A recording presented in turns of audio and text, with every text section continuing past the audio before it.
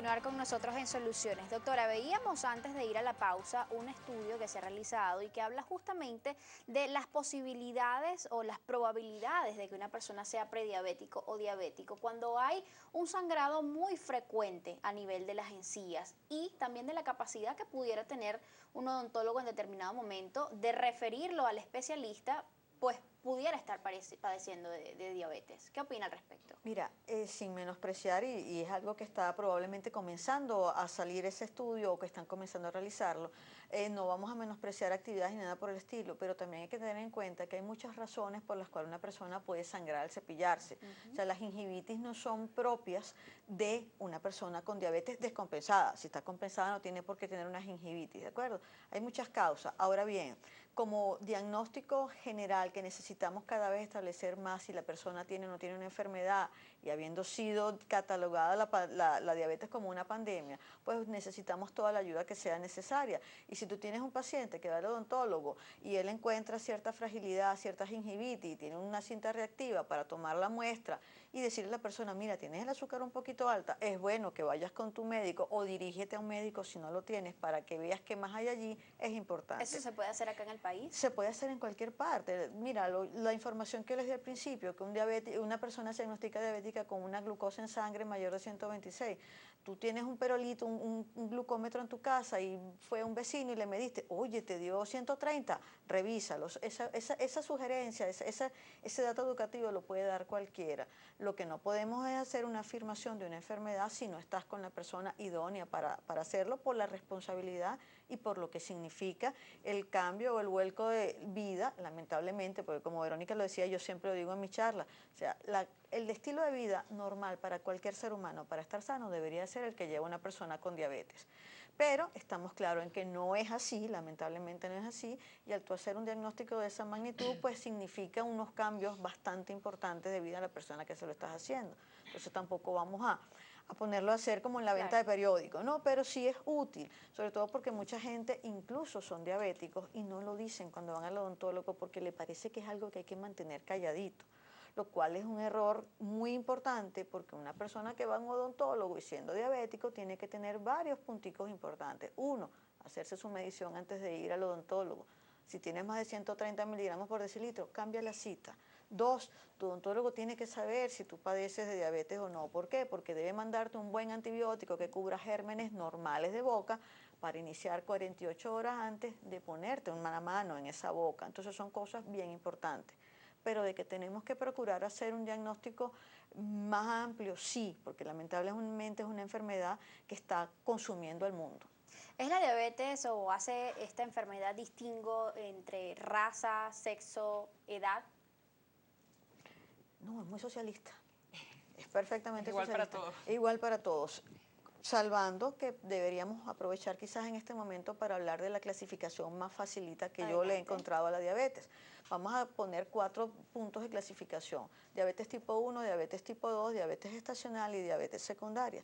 Si tú tienes diabetes tipo 1, como es el caso de Verónica, es un daño pancreático que tú no eliges. Por supuesto, tiene que haber una información genética que no vamos a entrar en detalles porque es inentendible, pero hay ciertos genes que tienen que estar presentes en esa persona para que haya un virus, una lesión pancreática que permita desarrollar la diabetes. ¿La predisponen más a la enfermedad?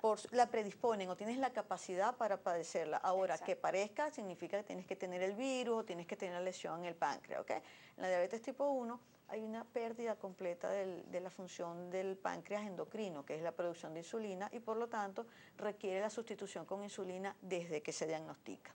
En la diabetes tipo 2 es la que está relacionada más con la edad, o estaba relacionada más con la edad lamentablemente, y con condiciones de vida, obesidad, sedentarismo, mala alimentación, porque a veces pensamos que comer mal es nada más sentarnos, ¿sabes?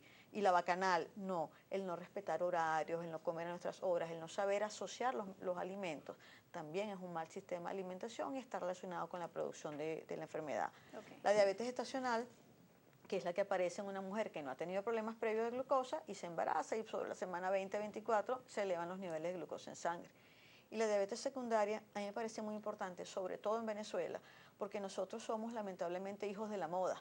Y entonces tú vas a un médico y te mandó por una pepita en la piel, una cremita, y te fue bien y la quieres usar como crema de cuerpo. Resulta ser que esa cremita, por mala suerte, es esteroide y no te lo advirtieron, ahí puedes tener una génesis, una fuente de producción de diabetes. Las ampollas mensuales que usan muchos asmáticos para evitar las crisis de asma son esteroides, tienes que usarlas con conciencia porque te pueden generar diabetes más adelante, entre otras cosas. ¿Ha venido aumentando el número de pacientes con diabetes en edades infantiles, adolescencia, juventud? Alarmantemente, por eso cuando te describía, te decía que la diabetes tipo 2 antes, lamentablemente ahora no, respeta edades. Tenemos niños de 10, 11, 12 años con diabetes tipo 2. ¿Por qué? Son obesos, porque el ejercicio máximo que hacen es moviendo los dedos para los teléfonos o cualquier consola de estos de videojuegos nuevas y de resto no movemos más nada. Entonces eso ha incrementado y ha hecho que se pierda ese respeto que había antes de que la diabetes tipo 2 daba después de los 40 años, la diabetes tipo 1 en los niños. Eso lamentablemente lo hemos perdido por el sedentarismo y por la mala alimentación. Obesidad y sedentarismo serían entonces factores primordiales en la aparición de la diabetes. ¿A qué se atribuye, digamos, el tabaquismo? ¿Tiene esto también alta incidencia en la propensión de una persona a padecer diabetes? Mira, me gustaría decirte que sí, porque yo odio el cigarrillo y por lo tanto me gustaría poder decir sí. Ese es un terrorismo psicológico adecuado, pero no está determinado que te pueda producir diabetes. Sin embargo, una persona con diabetes que fuma tiene dos problemas básicos. Uno, la enfermedad, cuando no está bien controlada, tiende a generar aumento del endotelio. El endotelio es esa capita de dentro de las arterias, ¿ok? Que es por donde pasa la sangre. Si esa capita se engrosa, mientras más pequeño sea el vaso sanguíneo, puede llegar el momento en que se va a obstruir. Y si tú a esa capita engrosada le agregas la nicotina que se va a depositar allí por consumo de cigarrillo, entonces tienes una doble obstrucción de esos vasos. Por lo tanto, el fumar en una persona con diabetes, no me voy a meter con los demás, pero el fumar en una persona con diabetes es algo que no existe. Se dice que la diabetes tipo 1 se identifica con mucha facilidad porque sus síntomas suelen aparecer quizás de forma súbita. No es el caso de la diabetes tipo 2, que es quizás la más frecuente en el mundo. ¿Cuál es la sintomatología o cómo cursa clínicamente esa patología? Mira, cuando la diabetes está descompensada, diabetes tipo 2, diagnosticado o no, la persona tiene, voy a decir tres palabritas que después aclaro, poliuria, polidipsia y polifagia. Poliuria, mucha orinadera. No, bueno, no pasan 10 minutos y estás orinando, orinando, orinando. Polidipsia, por supuesto, estás perdiendo mucho líquido con la orinadera, pues vas a tomar muchísima agua o líquido. Ojalá tomaran agua, pero lamentablemente a veces usamos gaseosa y ese tipo de cosas que lo que hacen es redundar en un aumento mayor de los niveles de glucosa. Polifagia, porque a pesar de que estás comiendo como loco, estás perdiendo peso. Ese es otro síntoma, pérdida de peso. Aparte de eso, pues tienes mal humor, la piel se reseca, estás deshidratado, tienes visión borrosa, está la gingivitis, comienzan a aflojarse los dientes, puedes tener periodos de diarrea alternados con periodos de estreñimiento bastante importantes. Y bueno, tenemos una lista de mercado porque de verdad que la diabetes descompensada se puede meter hasta con el cabello porque se te reseca, se cae, se pone pajoso, sí. Entonces son muchos los síntomas, pero lo que llamamos la tríada clásica son eso, la polidipsia, la polifagia, la poliuria, acompañada de la pérdida de peso. Verónica, ¿tú pasaste por alguno de estos síntomas? Sí, por todo. Con ellos? Al principio, ¿Cómo te sentiste? Me comencé a sentir, bueno, me sentía mal, me sentía fatigada, cansada, tenía mucha sed, todo el tiempo estaba tomando cualquier cantidad de líquidos, todo lo que la doctora comentó, presenté todos esos síntomas y ahí fue cuando me di cuenta, mi papá, que en paz descanse, era médico, me dijo, y mi mamá es farmacóloga, cuando vieron los síntomas, no, hasta un examen de glicemia y me apareció la glicemia en 580. Wow. Sí. Entonces ahí me hicieron el diagnóstico y ya comencé con la insulina. Y como decía al principio da rabia, porque uno dice, ¿por qué me tiene que pasar esto a mí? Pero lo importante es no quedarse con esa respuesta y tener una actitud positiva ante la diabetes, de querer salir adelante, de saber que se puede controlar con mucha disciplina y con mucha educación, pero se puede controlar. Entendemos, sí, Verónica, que tú has tenido la oportunidad de trabajar con otros pacientes diabéticos justamente para enseñarles este nuevo estilo de vida que les va a garantizar pues que puedan vivir plenamente. Pero más allá de esto, ¿cómo afecta quizás psicológicamente a una persona todos estos síntomas? ¿La limita? ¿Impacta en sus relaciones familiares, laborales, Bueno, social. estos síntomas son al principio, cuando te la diagnostican. Ya después, si te controlas, estos síntomas desaparecen. Pero yo pienso que hay un componente emocional importante en las personas con diabetes que a veces se deprimen mucho. Yo he tenido oportunidad de trabajar con grupos de pacientes. Yo hice un curso de educación en diabetes en Colombia, en la Asociación Colombiana de Diabetes, y de allí comencé a trabajar con grupos de pacientes y también pues, de médicos en educación en diabetes. Y sí los afecta mucho porque se sienten diferentes. Quizás pienso que los que más se afectan son los adolescentes, porque ya de por sí la adolescencia es una edad difícil, con muchos cambios, donde te sientes diferente, a veces inadecuado, y la diabetes pues le suma algo más. Entonces es importante que la persona sepa que si no lo puede controlar, no puede sobrellevar esta situación, busque ayuda psicológica. Esto también pues ayuda muchísimo para hacernos entender que es una condición de vida y que se puede controlar, porque la gente se asusta y se desespera porque ya piensan en todo lo negativo que conlleva esta enfermedad.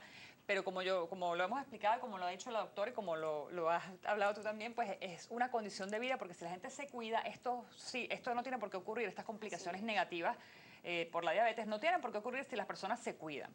Y esto de verdad con educación y con disciplina y por supuesto con la actitud de querer salir adelante y ser positiva ante todo. Eso es importantísimo. Si yo tengo un lema que dice, el ánimo es la más sana medicina. Contra eso no hay quien pueda. Espectacular.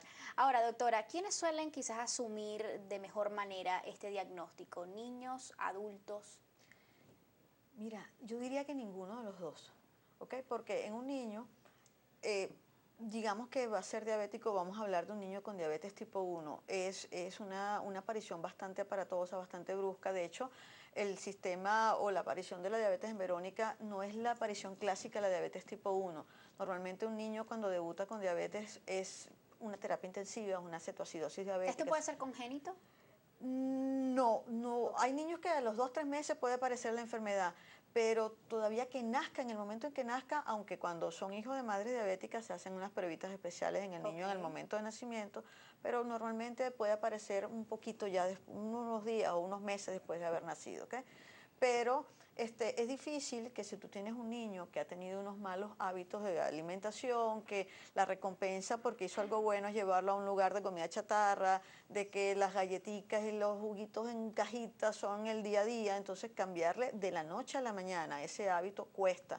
Y por supuesto, aunque los niños son unas esponjas, cuando están pequeños aceptan y aprenden mucho, hay que tener una buena capacidad de parte de sus padres, que muchas veces son los principales enemigos de la patología, porque son los que más se niegan, incluso más que el niño. Claro. Exacto, entonces se hace difícil. Y el adulto es porque, como dice Verónica, o sea, la falta de información, que para mí es lo más importante, la falta de educación en el tema, les hace ver como de que hasta aquí llegó mi vida porque ya no me puedo divertir, porque ya no puedo salir con los amigos, porque ya no puedo tener la vida que tenía antes. Y tenemos que tener la conciencia de que ahorita nosotros, una de nuestras consignas es que la persona entienda, si ya tienes la enfermedad no te la vamos a quitar. Lamentablemente es una enfermedad crónica que no se va a curar, pero que si creas la conciencia adecuada se va a controlar bastante fácilmente.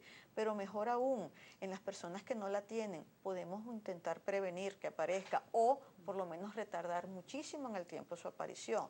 Entonces eso es algo que es un arma, una herramienta que tenemos ahorita que tenemos que enseñar a la gente a que la utilicen. Si tú eres obeso, eres sedentario, así no tengas familiares diabéticos, tú tienes bastantes números de esa rifa comprada. Así es. Y puedes solucionarlo. Entonces esa es una de nuestras principales, digamos, motivaciones, de que la persona que tiene la enfermedad no se complique, que si estás complicada, esas complicaciones no te lleven a una discapacidad. No se preocupe, ocúpese. Exacto, tal cual, tal cual. Tenemos muchísima participación a través del Twitter. Nancy Toledo nos dice, hola, por favor, quiero saber, consumo chocolate, cualquiera, me siento mareada. Si consume chocolate se siente mareada. ¿Es síntoma de problemas diabéticos? Pudiese ser síntomas que hace hipoglucemias reactivas y entonces debería dirigirse a su endocrino o a su internista para que hicieran las pruebas adecuadas y lo determinen. ¿Cuáles son esas pruebas, doctora? Mira, básicamente una glucosa en ayunas, una glucosa postprandial o postcarga, dependiendo de cómo es esa glucosa en ayunas, y para corroborar en el tiempo una hemoglobina glucosilada, un examencito de orina. Son 4 pruebas bien sencillas. Por acá Emprende Salud nos dice, comer sabroso, hacer ejercicio, se puede vivir bien con diabetes. Ana Castillo también nos dice, hay prediabéticos porque algunas de las personas que tienen esta enfermedad se expresan así, de que son prediabéticos o son diabéticos en total. La prediabetes es una patología como tal, no vamos a decir independiente porque pudiese ser lo que antecede a la diabetes. Y se da porque tú tienes unas cifras de glucosa, de niveles de glucosa normal establecidos entre 70 y 100 miligramos por decilitro y un diagnóstico de diabetes a partir de 126 miligramos por decilitro. Entonces, ¿qué hace con el que está entre 101 y 125? Ese es el prediabético. Norberto Antonio nos pregunta por acá también, ¿consumir frutas ricas en glucosa es directamente proporcional al aumento de ese valor en los humanos? Si las has porcionado, no. Es decir, si tú consumes frutas ricas, vamos a irnos al ejemplo clásico, el cambur. Si tú en lugar de comerte un cambur pequeño, te comes la mano de cambur, pues seguro eso te va a subir el azúcar. Si te comes en lugar de un mango pequeño, porcionado por tu nutricionista, te comes el saquito de mango, seguro te va a subir los niveles de glucosa en sangre. Muchísimas preguntas llegan a través de nuestra cuenta en Twitter, @solucionesgb. Les recordamos que pueden participar con nosotros utilizando el hashtag o la etiqueta Soluciones Diabetes. Hoy estamos hablando sobre esta enfermedad, que más que una enfermedad se puede convertir en una condición si usted sabe cómo llevarla, cómo controlarla. De eso vamos a hablar más adelante, cómo se vive bien con diabetes. Ya venimos.